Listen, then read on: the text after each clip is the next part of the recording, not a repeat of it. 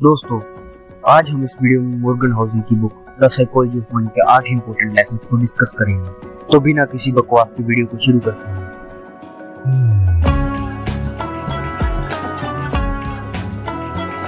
Important lesson है you don't know everything.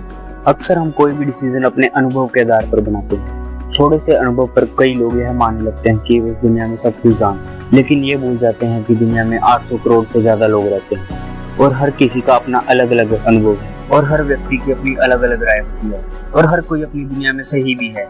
एक बात किसी को बिल्कुल सही लगती है, वो दूसरे के लिए पागलपन भरी भी हो सकती है। द साइकोलॉजी ऑफ मनी के राइटर मॉर्गन हाउसल बताते हैं कि पैसों के संबंध में हमारा 90% एक्सपीरियंस वो होता है जो हम सोचते हैं, यानी सीधे शब्दों में कहें तो हमारा इमेजिनरी एक्सपीरियंस।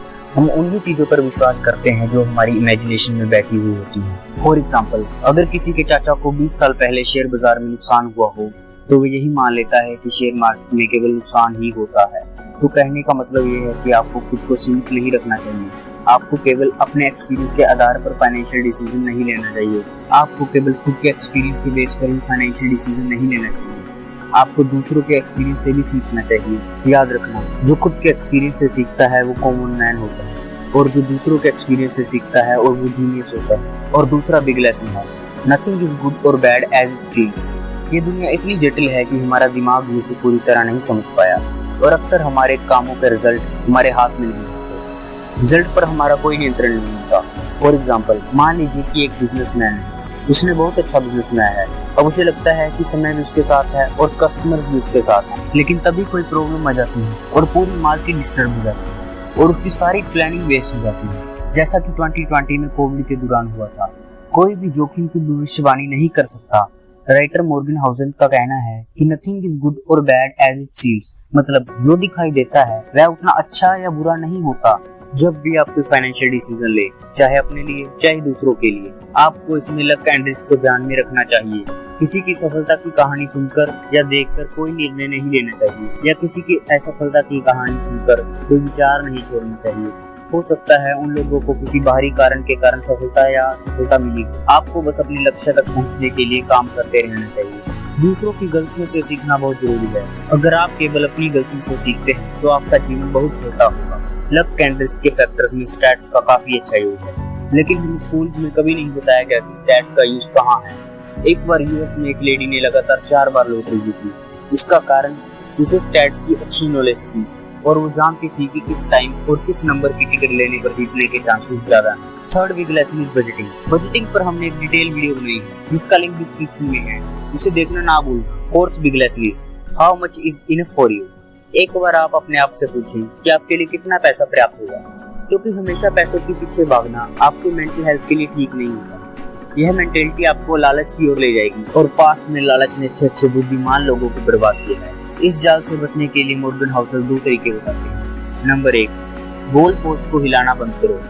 अपने लिए एक फिक्स फाइनेंशियल एम डिसाइड करें और जब आप उसे हासिल कर लें तो आराम करें। अपनी कड़ी मेहनत से प्राप्त परिणामों का आनंद उठाएं। जब तक आप अपने आप को कंट्रोल रखेंगे तब तक आप खुश रहेंगे। Number 2, don't compare yourself with others. आपका जीवन आपका है, आपकी जिंदगी आपकी ही है। जो आइडिया आपको यहाँ तक लाए हैं वो आपके ही हैं, राय आपकी है, निर्णय आपके हैं। इसलिए अपनी तुलना दूसरों से करने का सवाल ही नहीं उठता। अगर आप अपनी तुलना दूसरों से करेंगे तो आपको जेलसी भी होगी और आपकी मेंटल हेल्थ के लिए अच्छा भी नहीं। इसका बेस्ट एग्जांपल है सर रतन टाटा।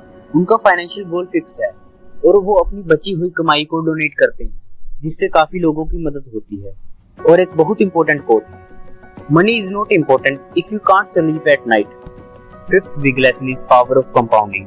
इस दुनिया में एक प्रोसेस चल रही है जिसके अनुसार आपके एक कदम का परिणाम आपके अगले कदम के लिए सीढ़ी की तरह होगा। फॉर एग्जाम्पल, बहते पानी के बारे में सोचें जो समय के साथ पत्थरों का आकार बदल देता है। राइटर मॉर्गन हाउसल का कहना है कि पैसे कमाने के लिए भी व्यक्ति को उसी तरह का पैटर्न अपनाना पड़ता है, सोच समझ कर इन्वेस्ट करना। लेकिन बड़ी संपत्ति कमाना इस बात पर डिपेंड करता है कि आपने कितने टाइम से इन्वेस्ट किया है। जीन साइमंस को दुनिया का सबसे बड़ा इन्वेस्टर कहा जाता है क्योंकि उन्होंने अपनी इन्वेस्टमेंट पर 66% रिटर्न दिया है। दूसरी ओर वॉरेन बफेट, जिन्होंने केवल 22% रिटर्न दिया है। इस पैटर्न को देखकर लगता है कि साइमंस की संपत्ति वॉरेन बफेट से ज्यादा होगी, जबकि ऐसा नहीं है। वॉरेन बफेट जीन साइमंस से अधिक अमीर है। कैसे? आंसर है कंपाउंड। जब साइमंस ने 50 साल की उम्र में इन्वेस्ट करना शुरू किया, वहीं वॉरेन बफेट ने 13 साल की उम्र में इन्वेस्ट करना स्टार्ट किया। यही है power of compounding. Sixth big lesson is getting rich versus staying rich. हमने हमारी पहली वीडियो में भी बताया था, अमीर होने से ज्यादा मुश्किल है अमीर बने रहना। आज के टाइम पर अमीर होना बड़ी बात नहीं है। आप स्टॉक में इन्वेस्ट करके और प्रॉफिट कमा सकते हैं। सही फाइनेंशियल डिसीजन और रिस्क लेने के साथ आप अमीर बन सकते हैं, लेकिन अमीर बने रहना ज्यादा मुश्किल है। आप किसी भी बड़े शहर में चले जाइए, वहाँ आपको एड्स के बड़े बड़े पोस्टर मिल जाएंगे जो आपको अपनी तरफ अट्रैक्ट कर रहे हैं, जो आपको कुछ खरीदने के लिए मजबूर कर देंगे। देखिए, अगर आज के समय में कमाई करना आसान हो गया है तो खर्च करना उससे भी कहीं गुना आसान हो गया है। अब कहा जाता है कि अपने पैसों को बचाने का एक ही तरीका है, उसे सोच समझकर खर्च करना।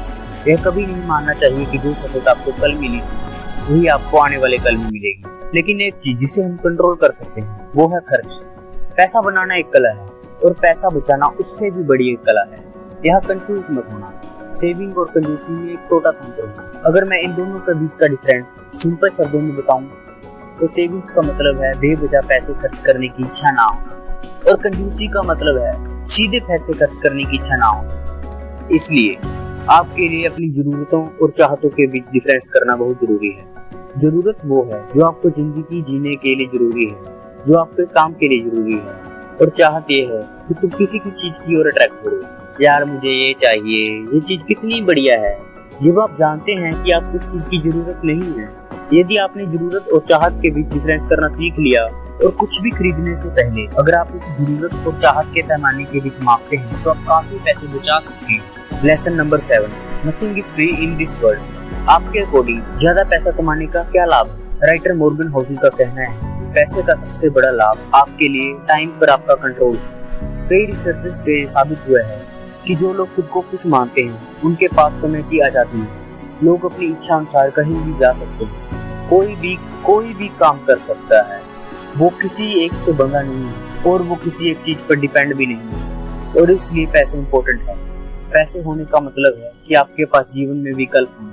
इस संसार में कुछ भी फ्री में नहीं मिलता, आपको हर चीज का मूल्य चुकाना पड़ता है। आप सोशल मीडिया यूज करते हैं, आपको क्या लगता है वो फ्री? आप किसी चीज का by one get one offer देखते हैं, आपको क्या लगता है वो चीज फ्री है? इस संसार में कुछ भी फ्री नहीं मिलता, इसलिए इस बात को जान लीजिए कि nothing is free in this world. And the last lesson is luxury is simple. आपने कई बार अपनी सड़क पर लग्जरी कार देखी होगी। राइटर का कहना है कि आप अपनी चीजों से इतना प्रभावित हैं उतना कोई और नहीं। राइटर का कहना है कि आप अपनी चीजों के बारे में जो सोचते हैं वो नहीं होता। आप सोचते हैं कि लोग आपसे प्रभावित होंगे, जबकि आपसे कोई भी प्रभावित नहीं होगा। और यही थे द साइकोलॉजी ऑफ मनी के 8 इंपॉर्टेंट लेसन्स। उम्मीद करते हैं आपको इस वीडियो में मजा आया होगा और आपकी फाइनेंशियल जर्नी में ये वीडियो यूजफुल है। जाने से पहले वीडियो को लाइक शेयर करना ना भूलें, चैनल को सब्सक्राइब करना ना भूलें। जय हिंद, जय भारत।